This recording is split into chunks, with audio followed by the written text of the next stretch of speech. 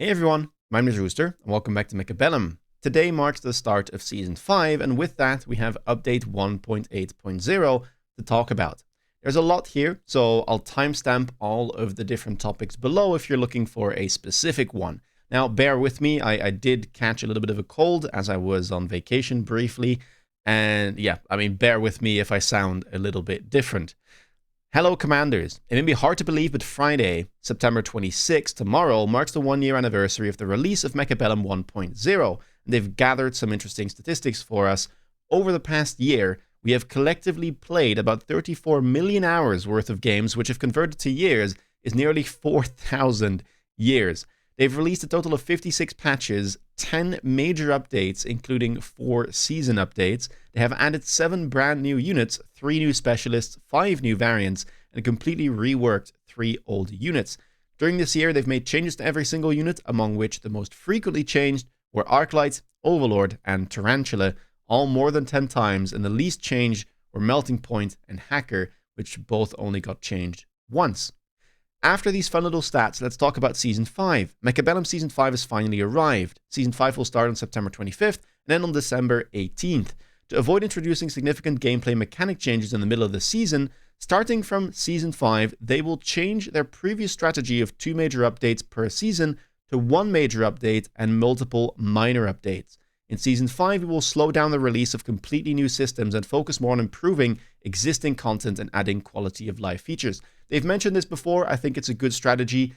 Look, there's been a lot of changes, not just across the last year, across the last 2 years, which is when I started playing in late August of 2023.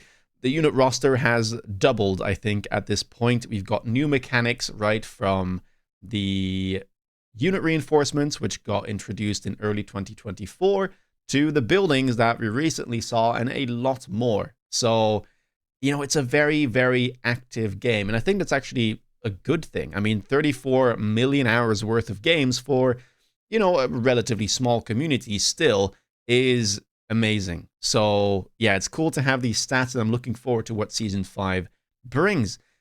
Now, as for the changes, let's begin with casual mode. Many players wished for a game mode where they won't lose MMR, so they can test various strategies without stressing over MMR. Therefore, they have decided to introduce a new matchmaking mode in Update 1.0. Before searching for a new match, players can now choose one of the 2 matchmaking modes, either casual or ranked. Players who choose casual matchmaking will neither lose nor gain MMR, but can still earn combat power and season rewards. So this is a nice thing. People have been wanting this for a while. You could turn off MMR, but that wasn't quite the same. You still had it, and it impacted your your leaderboard statistics and yada yada yada. Especially for professional players, we actually saw a lot of alt accounts where one was high rated, which was the one that was being used, for the leaderboards, and then the other one was kind of the testing accounts so that they wouldn't lose MMR, because even if you would turn it off, you would still lose it and would impact, where you end up. There are 3 things to note. Similar to games like StarCraft 2, players in both the casual and ranked modes share the same matchmaking queue, and past research has shown that this does not significantly lead to MMR inflation. For players ranked among the top 200 on the global combat power leaderboard, although you will not lose MMR in casual mode, you may still lose combat power.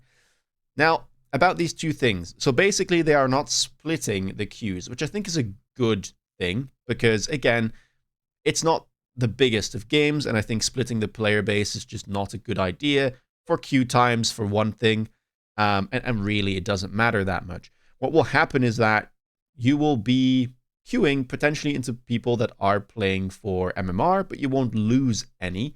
There will basically be this hidden MMR feature, which will be separate from your ranked MMR. So as you hop into the game at the start of this season, your casual MMR and your ranked MMR will be the same, but as the season progresses, your casual MMR might kind of lower because you're testing out a whole bunch of, novel strategies or a bit more obscure comps.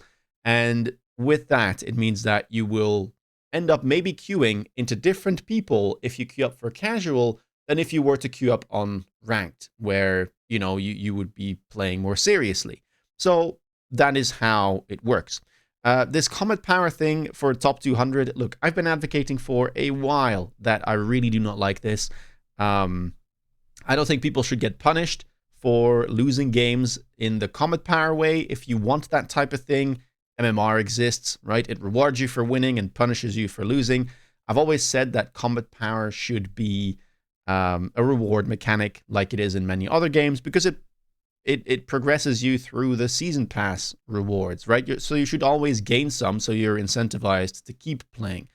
Now, this doesn't change in this season. However, at the very end of this, again, look at the timestamps, there is more information on future patches, and some things will change about the Comet Power as well, which I'm very happy about.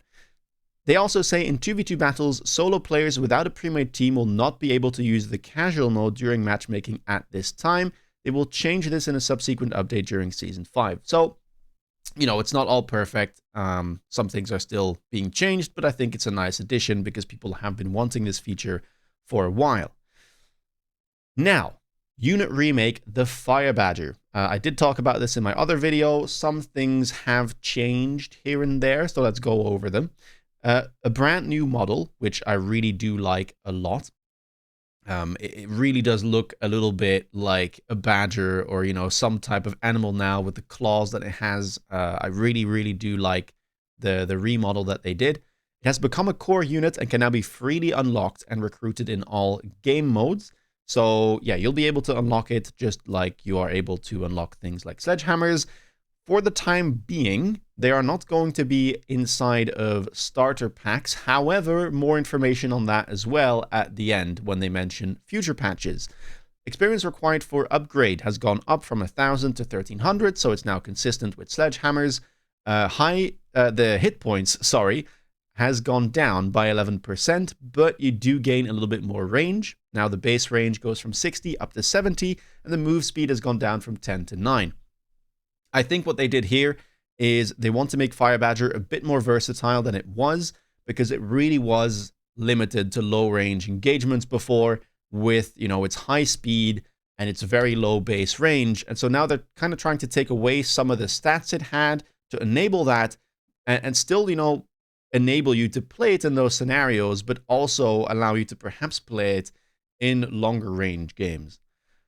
Now, as for the techs, Napalm ground fire duration has gone down from 15 seconds to 12. Scorching fire gone up in price. Range enhancement gone up in price. New tech counterfire has been added, which, when the Badger takes damage, increases its range by 40 and attack by 80% for 4 seconds. And Scorching Charge got added as well, which is this kamikaze tech. It not only increases the base hit points by 50%, but when it drops below 50%, it charges an enemy and detonates, dealing damage equal to its remaining hit points to all enemies in a 40-meter radius, so 80-meter diameter, and igniting the ground at the impact site. Yeah. I made a video about this together with Mag1 and Stony, so you'll be able to watch that on the official Mechabellum channel if you want more information on it, but it's a pretty crazy tech. I am kind of excited for it, though. It looks great. Counterfire, I'm interested to see if it could work in long-range battles, especially if you're up against boards that use things like Mustang or, you know, Vulcan or Stormcaller, where you're not at risk to get one shot on your Fire Badger, and you kind of keep reapplying damage to them so they can keep up that boost constantly.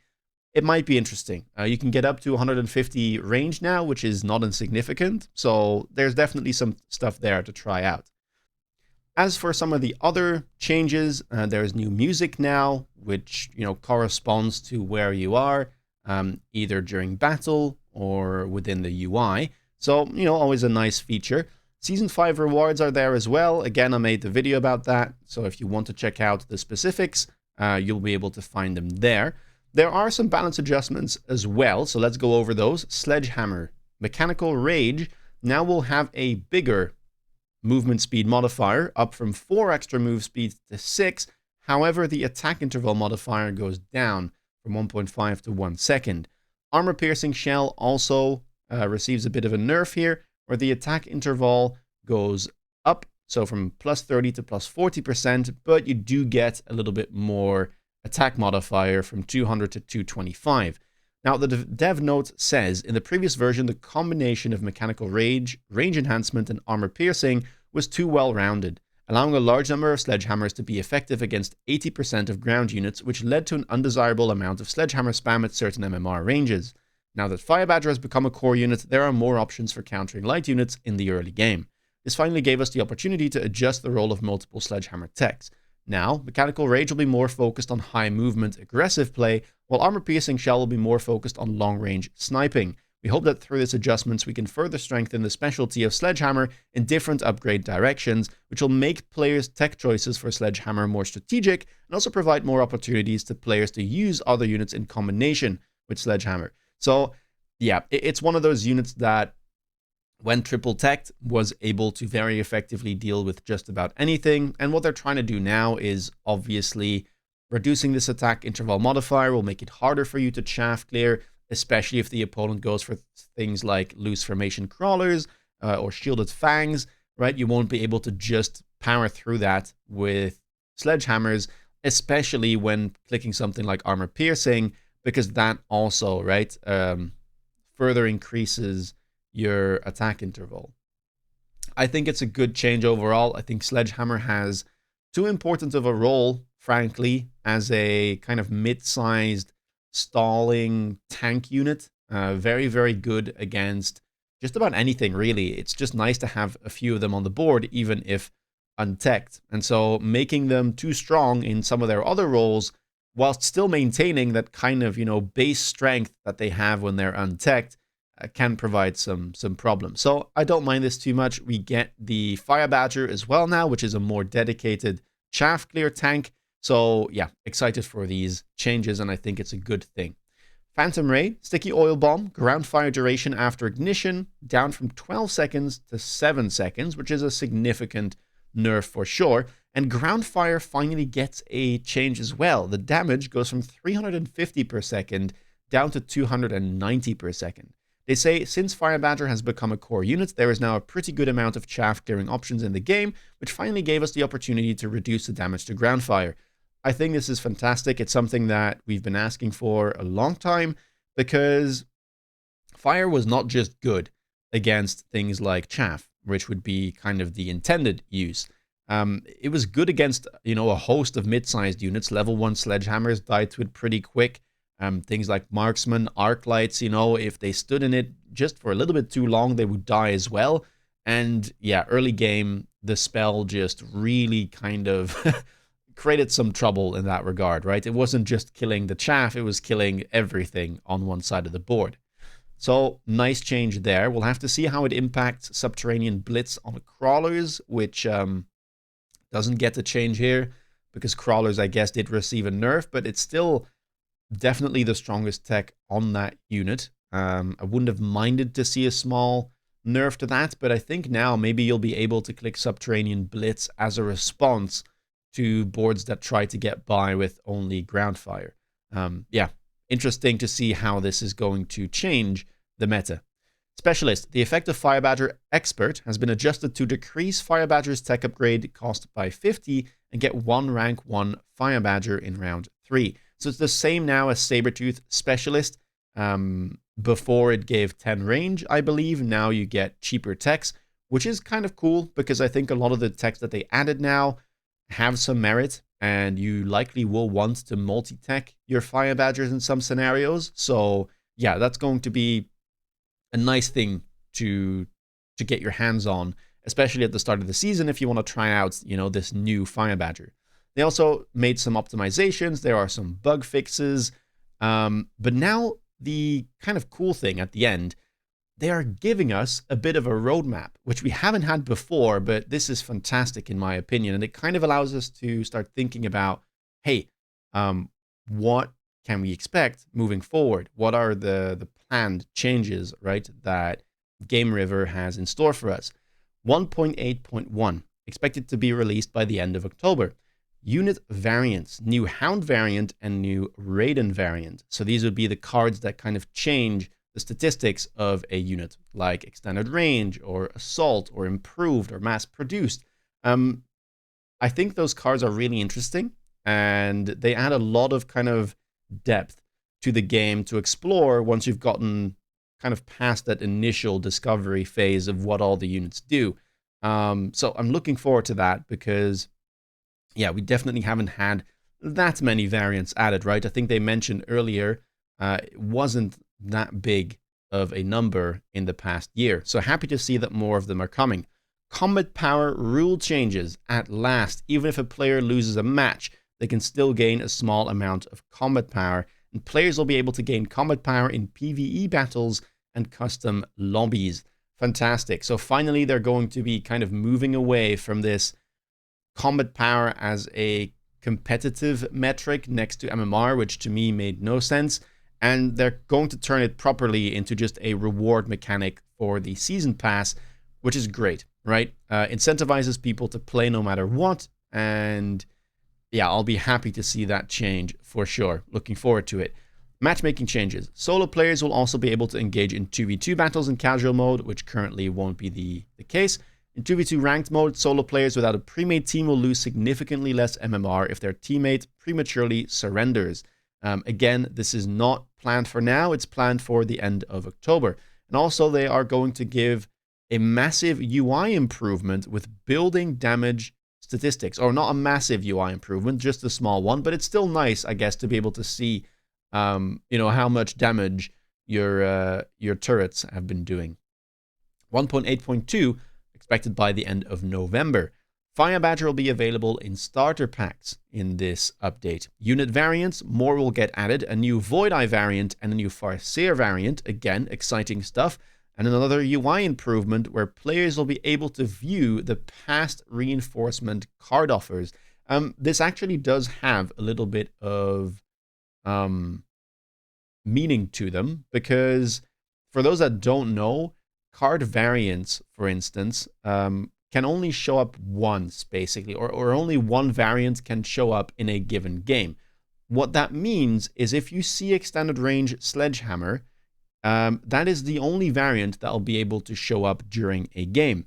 So you will not be able to see mass-produced Sledgehammers, even if, say, both of you decide to skip the card. There is no re-rolling of the card variant. It may just show up again, but it will still be extended range Sledgehammer. Now, wrapping up, that's all for the main updates of Season 5, and we haven't forgotten about the building layout. Currently, we're actively researching ways to further optimize the building layout, and we'll communicate more with you after making more progress. Thank you for all your feedback so far. That's all for today, Commanders, and see you on the battlefield. A good patch overall, I'd say. Happy about some of the announcements that they've made. The casual mode, I think, is great. I'll probably still be playing mostly ranked because, I mean, that's what I do. But I think it's good that they have added this. And hey, if I want to experiment here and there, I'll be able to make use of the casual mode myself. Fire Badger rework, very happy with. I've been waiting for the Badger to become a core unit for a while. So yeah, excited to try it out on the battlefield. New music.